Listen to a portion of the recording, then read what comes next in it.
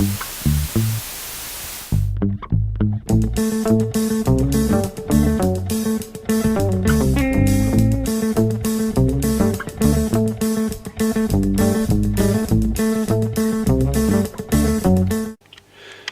fermiers, amis fermières, bonjour, bienvenue à la ferme, bienvenue sur Cocotte TV. Aujourd'hui je vous présente un casque d'une marque assez peu connue, Nuntech.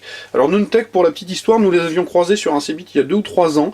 Ils proposaient au test sur place le Zoro, premier du nom. Zoro, c'est peut-être un petit peu caricatural, mais en tout état de cause, on avait été plutôt séduit par le casque, parce que positionnement tarifaire raisonnable, qualité de son moderne, assez basseuse, c'est vrai, mais plutôt sympathique. Alors évidemment, quand je vous présente le casque comme ça, vous devinez tout de suite quelle est la marque inspiratrice, il n'y a pas besoin de faire de dessin. Maintenant, clairement, on avait une qualité de son tout à fait équivalente pour, à l'époque, presque deux tiers de moins, largement.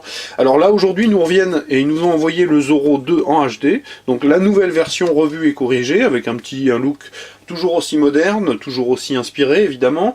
Maintenant, reste à voir qu'il a un peu augmenté, ça c'est peut-être un petit peu dommage, puisqu'on est sur un casque qui est tarifé aujourd'hui 99 € sur Amazon, notamment. Maintenant, vous le trouverez peut-être un petit peu moins cher en cherchant bien, parce que je crois l'avoir vu à 82 €. Donc globalement, un tarif assez conséquent, mais vous allez voir de petits arguments pas négligeables.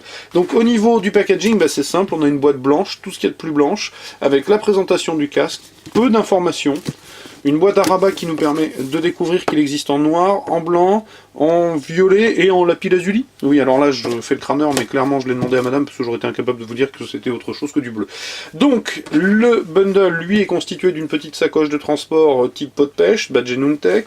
On a un petit manuel de l'utilisateur, on trouve aussi le câble plat, donc puisqu'il est détachable, manchonné, badgé Nuntech. Alors c'est du plastique, mais du plastique de bonne qualité, c'est assez plaisant. Je vais enlever le petit bout de plastique, et on a une petite télécommande qu'il faut que j'aille trouver, voilà, rectangulaire. Le bouton est de la couleur du câble, c'est plutôt sympa, il y a des petits efforts. On a un micro, parce que sur le papier, pour l'instant, ce casque promet une compatibilité complète avec Android et iOS. Le casque en lui-même, bien vous le voyez, hein, donc je reviens pas sur le look inspiré, hein, on a bien compris. Ceci étant, la finition est vraiment très bonne, il n'y a pas de souci. Alors je l'ai retourné dans tous les sens pour retrouver un micro défaut que je pourrais même pas vous présenter à la caméra. Donc vraiment quelque chose de bien fait, il n'y a pas de souci de ce côté-là, c'est assez plaisant. Le plastique aspect glossy est vraiment bien, j'aime bien. Les réglages, enfin les petites barrettes sont métalliques, les réglages sont aussi métalliques et gradués plastique sur l'intérieur.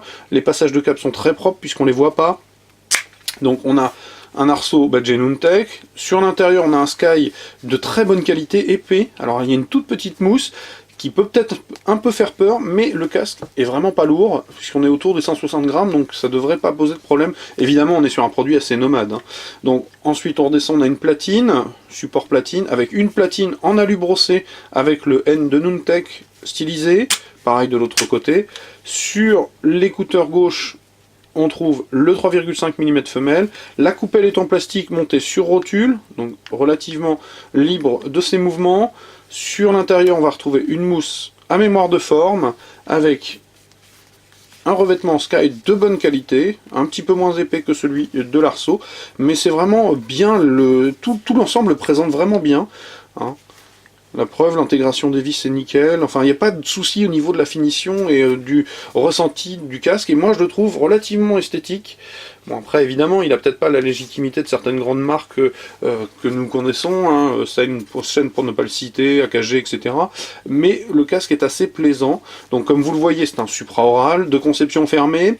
Au niveau des caractéristiques techniques, que puis-je vous apprendre? Que globalement il couvre un spectre étonnant de 13 Hz à 26 000 Hz, c'est assez peu courant, que les HP sont des vautriques, semblerait-il, et c'est à peu près tout ce que je peux vous apporter comme information. Si les HP sont des 40 mm, qu'il l'impédance est de 32 ohms et qu'il a une sensibilité à 104 dB. Donc je ne l'ai pas encore vraiment testé, je l'ai rapidement écouté sortie de boîte, parce que je suis trop curieux pour attendre, hein, ça c'est un peu mon défaut. Plutôt plaisant, vraiment, voilà, plutôt plaisant. Un petit son sympa, pas désagréable. À noter qu'il est refermable, hein, donc transportable. C'est plutôt un produit nomade qu'un produit de jeu, hein, ça on est bien d'accord.